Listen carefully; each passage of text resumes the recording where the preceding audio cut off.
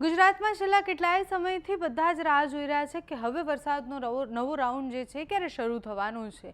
એટલે સતત અલગ અલગ સિસ્ટમો બની રહી છે। એના સિવાય એક ટોર્નેડો એટલે કે એક સાયક્લોન જે છે પ્રશાંત મહાસાગરમાં બન્યો હતો, એ સાયક્લોનના કારણે પણ બધો જ ભેજ એ તરફ ખેંચાઈ ગયો છે। પરંતુ ફરી એકવાર સિસ્ટમની અસર થવાની છે અને આગામી 7 દિવસ સુધી ગુજરાતમાં છૂટોછવાયો મધ્યમ વરસાદ પડે એવી સંભાવના છે। હવામાન નિષ્ણાંત અને હવામાન વિભાગની આગાહી પ્રમાણે આગામી 7 દિવસ ગુજરાતના अलग अलग વિસ્તારોમાં વરસાદ પડવાનો છે।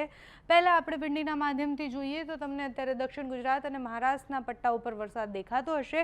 મધ્ય ગુજરાત પાસે એક સિસ્ટમ હતી, એના સિવાય વેસ્ટર્ન ડિસ્ટર્બન્સ સિસ્ટમ એક જે છે એની અસર થવાની છે। એટલે વેસ્ટર્ન ડિસ્ટર્બન્સ સિસ્ટમ અને સાથે જ મધ્યપ્રદેશ પાસે બનેલી એક સિસ્ટમ, અહીંયા તમે જુઓ કે બંગાળની ખાડીમાં પણ એક સિસ્ટમ બનતી દેખાય છે, એટલે એની અસરો થવાની છે અને ફરીથી એ જે ભેજ જે છે એ પાછો થોડો ભારત તરફ આવતો લાગી રહ્યો છે અને એટલે જ અહીંયા જે સિસ્ટમ બનશે એ સિસ્ટમની અસર થશે અને ગુજરાતમાં ફરી આગામી 7 દિવસ સુધી છૂટોછવાયો મધ્યમ વરસાદ પડી શકે છે। અતિ ભારે વરસાદની આગાહી હજુ નથી કરવામાં આવી।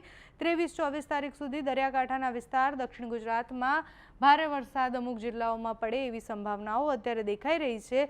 24 તારીખ સુધીમાં એ આખી સિસ્ટમ તમે જુઓ કે મધ્યના તો આખા ભાગમાં ફેલાયેલી છે, એટલે એની અસર મધ્યપ્રદેશમાંથી એટલે જે બોર્ડરના વિસ્તારો છે, દરિયાકાંઠાના નહીં, બોર્ડરના વિસ્તારો જે છે એ બોર્ડરના વિસ્તારો પર થવાની છે।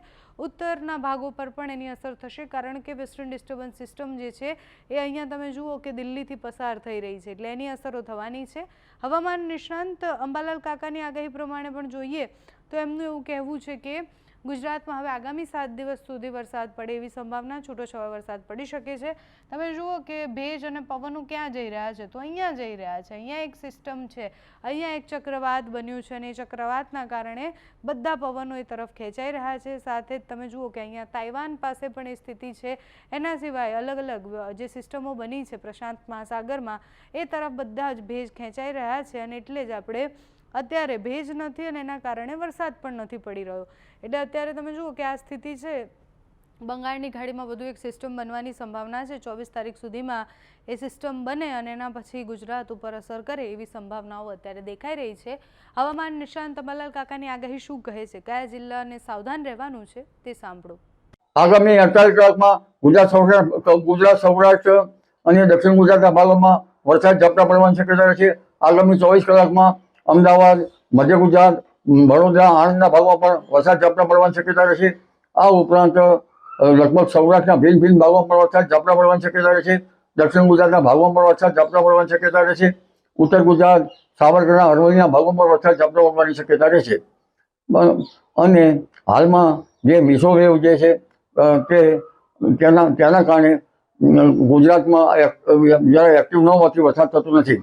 ઓસ્ટ્રેલિયાની આસપાસ એક ચક્રવાતી પરિભ્રમણ છે, પેસિફિક મહાસાગરમાં બનતી સિસ્ટમો પણ ભેજ ખેંચી જાય છે, પરંતુ તારીખ 26 મેથી બંગાળ ઉપસાગરમાં હવાનું હળવું દબાણ ઊભું થવાની શક્યતા રહેશે, જેમાં જાપાન તરફના અવશેષો અને દક્ષિણ ચીન તરફના અવશેષો આવતા બંગાળનું ઉપસાગર વધારે સક્રિય થશે, જેના કારણે આ માસના અંતથી અને સપ્ટેમ્બરની શરૂઆતમાં ગુજરાત, સૌરાષ્ટ્ર, કચ્છ અને ગુજરાતના અને ઉત્તર ગુજરાત, મધ્ય ગુજરાતના ભાગોમાં સારો વરસાદ થવાની શક્યતા રહે।